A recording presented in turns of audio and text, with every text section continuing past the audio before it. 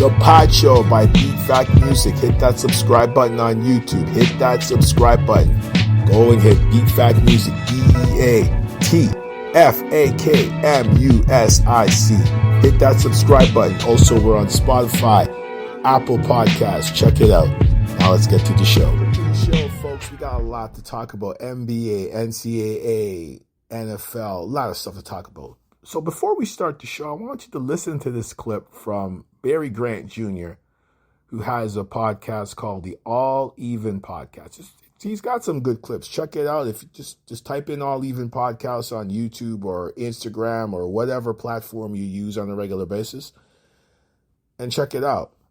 But listen to this clip. He talks about the transfer portal. It's a pretty interesting clip, and I'm going to get into that, and then I'm going to continue on with the show. Entering the transfer portal, listen to it. And they still on teams right now. How can any coach, how can any fan of a team, how can any supporter get enthused by what we're seeing out of the college game? Like, I understand that people wanted these athletes to get paid. The student athlete, they wanted them to get their money. Cool. This is the downside to that, though, is that you have a product that is not as good.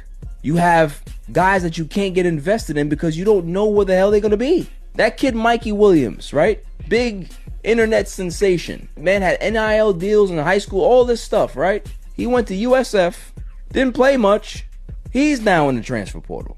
So my thing is that you get these NIL deals. If the team helped you get an NIL deal, or you got an NIL deal through that team, there has to be something where you have to be locked into that team for at least 2 years. You can't just be able to move around however you want to.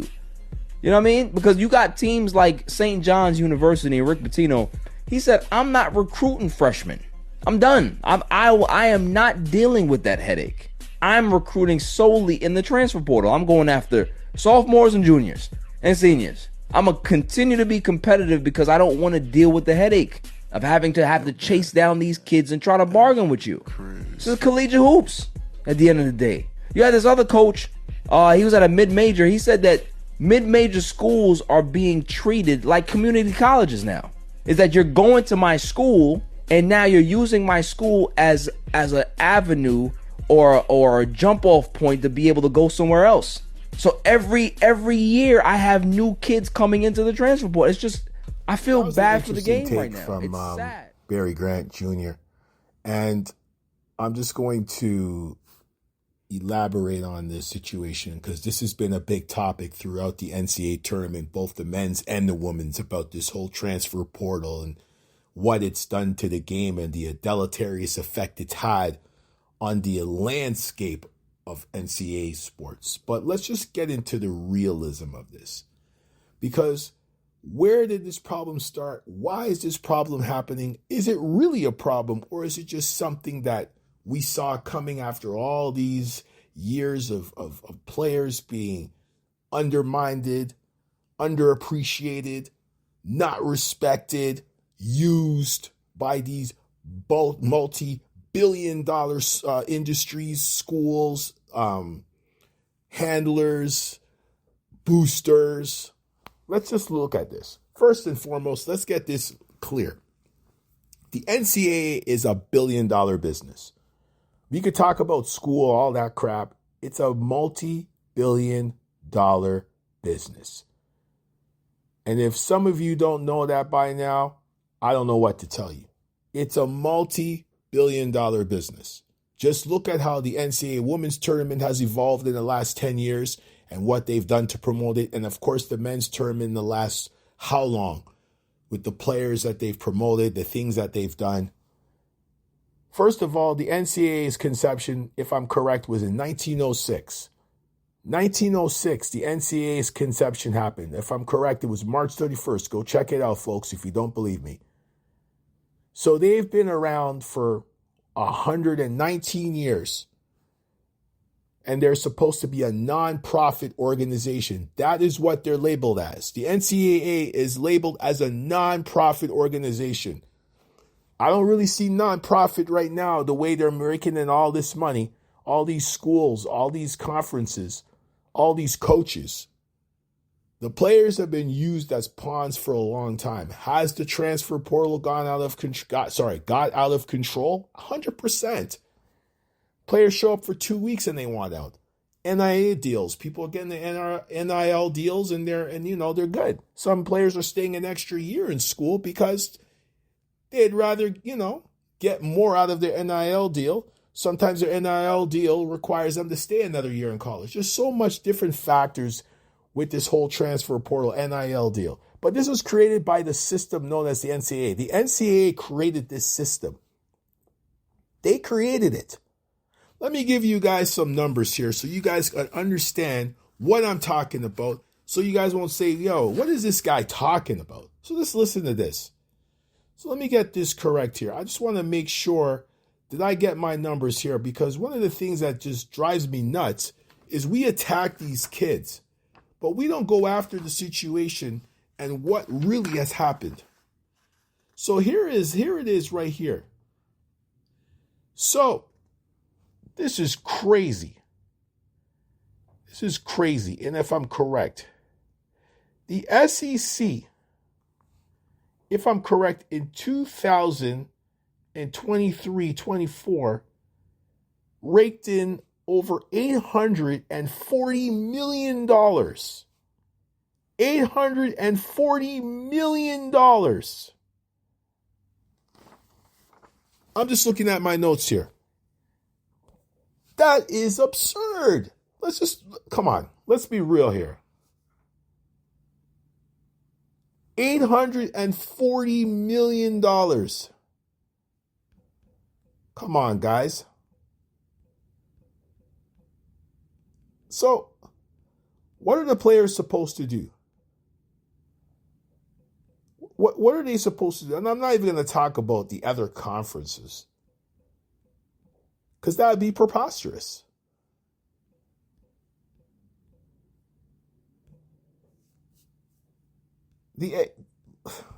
I'm looking at this. Let me just read this. Sorry, let me get this properly.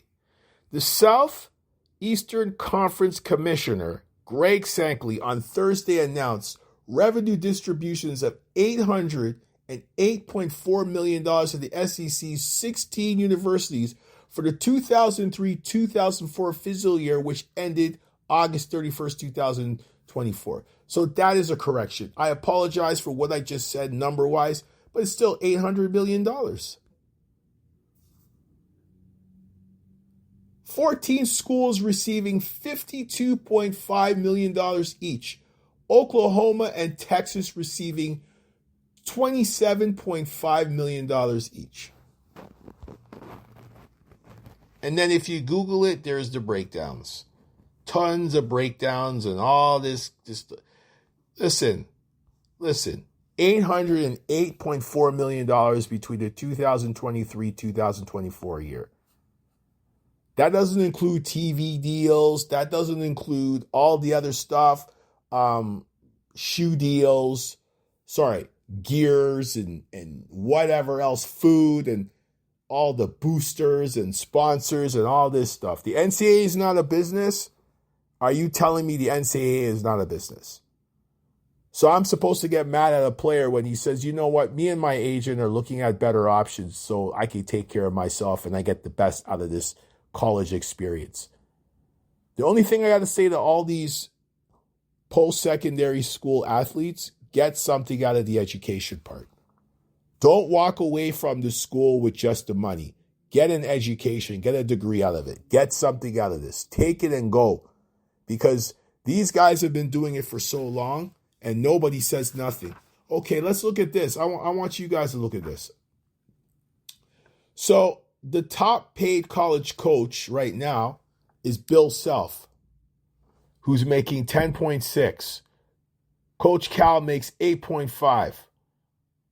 Tom Izzo makes 5.7. Rick Barnes makes 5.4. And I think Calvin Sampson makes something around, I think he's number 5. If I'm correct. I don't need to get it all. I think enough is enough with that. But this kind of shows you, like, what the hell's going on? These coaches are making a bunch of money. Then there's a bunch of carousel right now with coaches going from team to team. Rick Pitino's son just left New Mexico, if I'm correct, to go. I don't even know where he went.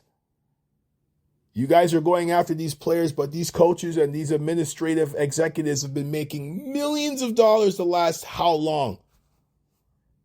These are the guys, the coaches and the executives in the booth don't make the money. It's the players that make the money. I don't want to see Rick Pitino. I don't care what Rick Pitino's a coach. Of course he's going to make calls. Of course he's a legend. I want to see the players on the court. Those are the guys that are making the money. You're not paying to see Rick Pitino. And you're telling these kids that they can't do what they want? They got tired of being used and abused. That's why this happened. Nobody's looking at the narrative that has started this mess. Nobody's looking at that narrative. Only people are looking at the narrative is the fact that these players now are supposedly screwing coaches. What about coaches who just decide to take the money and run? Do you want me to go down the list of coaches in the last 5 years who have bolted for money? So let's not start. So when you guys come after these players and start talking about, oh, they're leaving and I totally support the players. I'm an old school cat with a new school frame of mind. And what that means is I respect history and I respect legacy and I respect the lineage that the old schoolers like myself have. But I also respect the fact that people need to be respected and treated with respect. You can go take a $12 million contract. Rick Pitino gets money from Kentucky again, or he gets money from Texas. His ass is gone. He will be out of St. John's in a heartbeat. So it's okay for him to leave, but it's not okay for a player to leave. No loyalty for nothing. Until the coaches and the administratives shows that they have loyalty for the players, then the players might give you some loyalty. Tom Izzo seems to be the only guy who understands that concept. The rest of these coaches are going around on the carousel like they're in Fantasy Island or they're in Six Flags. One ride to the next. But then as soon as players are doing, oh, there's 1,000 players in the portal. So what? So what? Just like there's like 60 coaches in the coaching carousel, in the transfer portal. The coaches are the same way too. Because when a coach leaves, the buyout payment, the school that's taking them pays it off and goes, you guys got to do your homework. So stop going after the players that want out. They want to leave tomorrow, they can leave tomorrow. That's why I'm saying if you're going to coach, you need to be loyal first. Oh, sorry, guys, I'm leaving. Oh, there's players leaving right after the game. There's coaches that leave. Sometimes you watch college football and the coach has already signed a new contract before the bowl game. Why nobody's talking about that? Guys, go sit your butts down, man, and leave these kids alone. You do your job, and then maybe the kids will follow along. You want to lead that train, but you want to lead it your way and then say, well, oh, it's okay, guys. You could just you're going to stay here and we're just going to go wherever we want to go. Nah. If players want to go, then they'll go. I support every single NCAA player right now. I support every single one of them. Take your bags and get the hell out. If you don't like the situation, leave. You guys want to put cap on this signed contracts? Why don't you put hard contracts on coaches and administrative of executives? Why don't you put hard contracts on sponsors? Why don't you talk to Nike, Reebok, Adidas, Converse, all the other big mogul sports brands? Well, Converse is owned by Nike and Adidas is Reebok. Why don't you talk to them? You guys need to stop with that foolishness. This is pathetic. Everybody's crying about players leaving school. Why don't you start doing your job as an administrative, taking in all this money, making all this billions of dollars of net money? Well, you guys are what you call it, a nonprofit organization.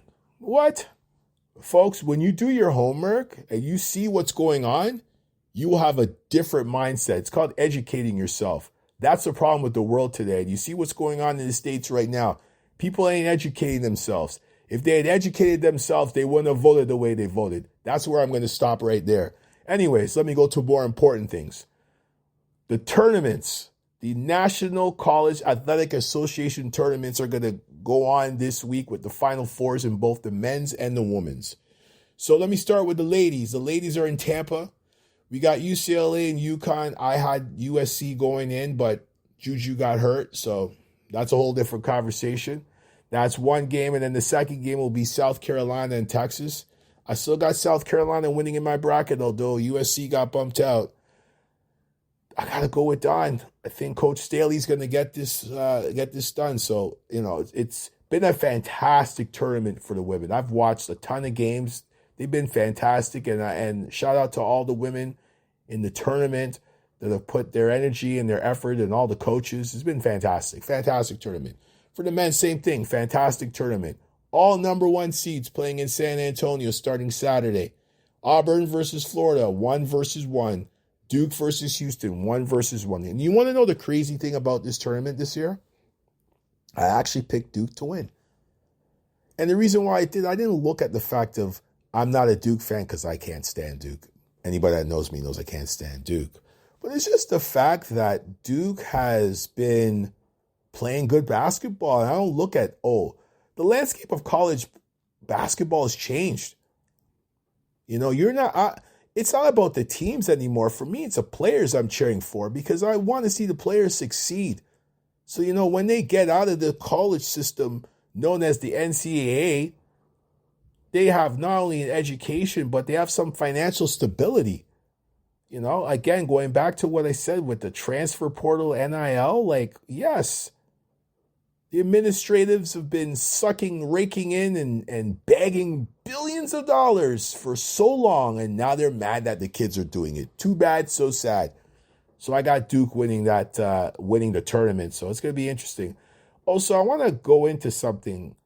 So there's a tournament that's known the Crown Basketball Tournament, which has having their inaugural tournament, which has comprised of 16 NCAA teams, which is promoted by Fox Sports and AEG, the Anschutz Entertainment Group, which is owned by Philip Anschutz. The man is worth $16.9 billion.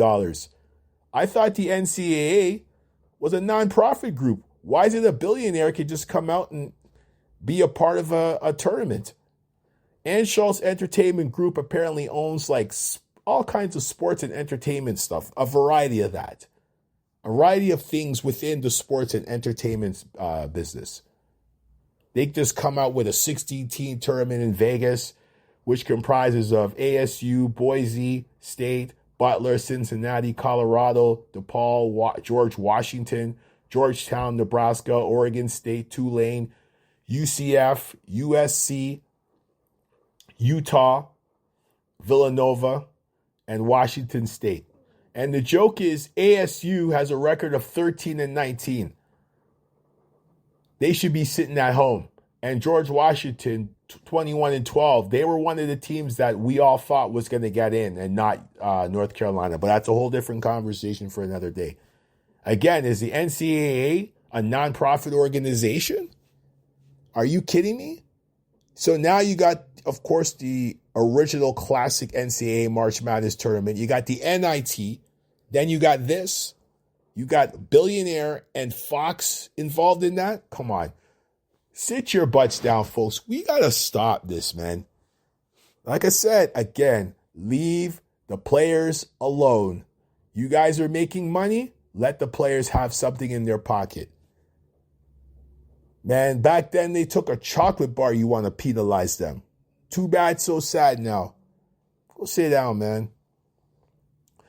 Let me get to some NBA stuff here. There's not really a lot to talk about the NBA because the NBA is just whatever. But let me get into the NBA here. So, of course, the Pelicans announced that they're going to shut down a couple of players, Zion, CJ McCollum, and a bunch of other whatevers they're going to do. Here's the bottom line with that. You shouldn't be surprised. Right now, the NBA is suffering a very, very, they're in a serious crisis right now. They don't know what to do. Adam Silver has no idea what to do with the All-Star game. He has no idea how the playoffs is going to pan out. The in-season tournament has been an ultimate failure. You know, they're trying to suck out an American player to be their face of the league. Right now, the international players like my boy SGA and Jokic are owning and dominating the league. They have no answer for it. Until the American players decide that they want to actually play basketball and be consistent with it, then maybe there might be a chance. But until then, it's going to be the international boys, SGA and Jokic. They're going to be back and forth for the MVP for the next couple of years. You know, you got guys who talk about, I'm a Kobe guy, but you can't even play 80 games. Can't even play 65, but you're talking about Kobe. I don't think Kobe Bryant's name should be even mentioned if you cannot give 70-plus games. I don't want to hear players talking about the legends of the game unless they could put the same effort in. They're just not mentally equipped. The money is there, and I'm not hating on the money. Get your money. I'm not even talking about their pockets, but I'm talking about the effort. Again, the effort doesn't match the results. And until the NBA figures out what's going on, and until Adam Silver could sit down and tune into reality, it's only going to get worse.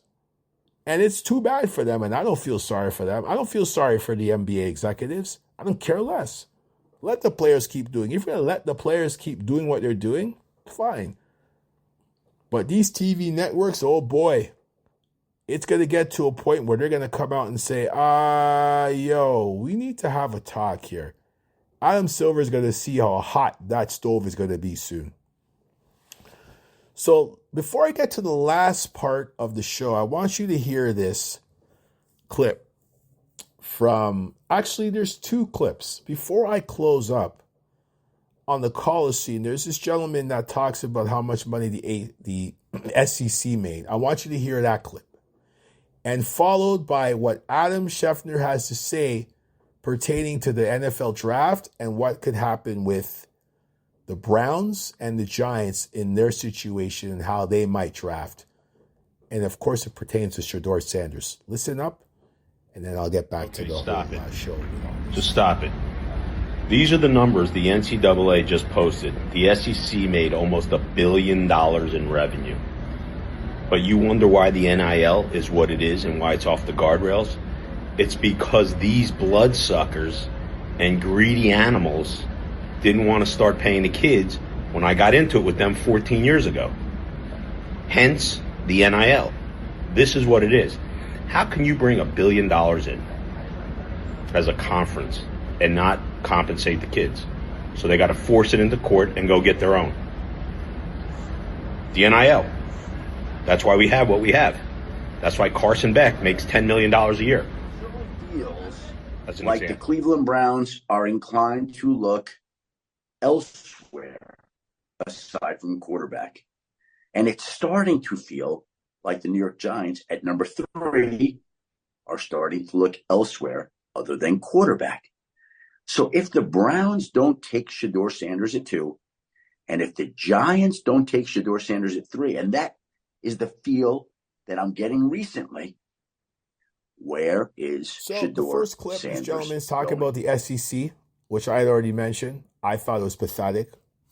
Again, making all that money and expect people to be like, oh, it's okay, let me sit here and, you're making money off me, blah, blah, blah. Listen, ladies and gentlemen, if you're going to make money off of somebody, you best believe they're going to come for theirs. And I think it's time people come for theirs. It's enough is enough with the NCAA. Now to Mr. Schefter, what he said. Why is everybody pooing on Shedeur Sanders? Is he the first quarterback that said he didn't want to, participate in any of that combine stuff? Like, what's the deal? Like, is it because you guys don't like Deion Sanders or you have a beef with Deion? Like, why? And then I saw one draft board, somebody having him being drafted like 20-something. Like, you guys are full of hate, man. Like, why are you guys hating on Shedeur Sanders like this? Like, what did he do? What did he do for you guys to really, like, dislike him? I hope he falls in the draft and he goes to a good team. A team that's right there that needs a quarterback. I think he should drop and go to somebody that could actually will respect him, embrace him, and he could put them in a situation to win a Super Bowl. Because Cleveland ain't winning the Super Bowl tomorrow morning. The Giants ain't winning the Super Bowl, and Tennessee ain't winning the Super Bowl with Cam Ward. I'm sorry. Cam Ward is a one-year guy. He only did one thing in Miami. It was great. Like I said, I'm a Hurricanes fan. Great, yeah, but no. I think Cam Ward's going to be a good quarterback in the NFL. Is he going to be enough to take Tennessee to a Super Bowl? Hell no. Tennessee don't know where they're going. So that's a whole different thing with that. But you guys got to stop with the Shedeur hate, man. Come on, man. The dude's going to ball. He's going to ball. He's going to give you guys a reason to watch football. I'm telling you. You could see it. You got to be patient, man.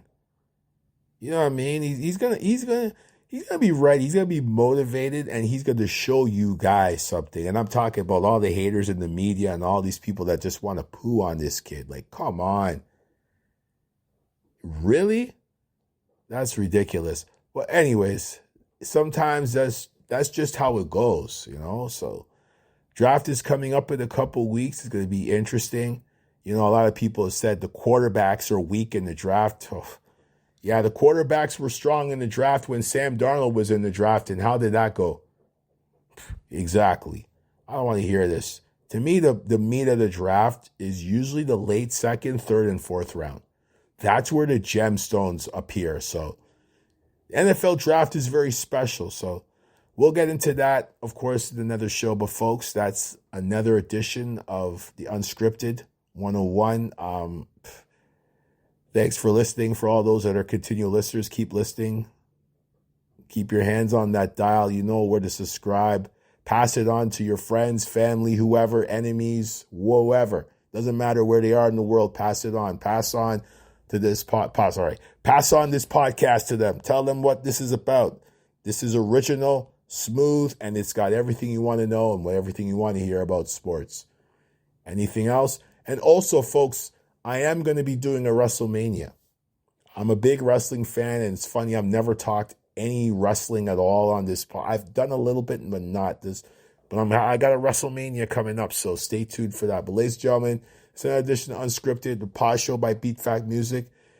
Good night, wherever you are in the world. Good morning, wherever you're in the world. Good afternoon, good day. It doesn't matter. Peace.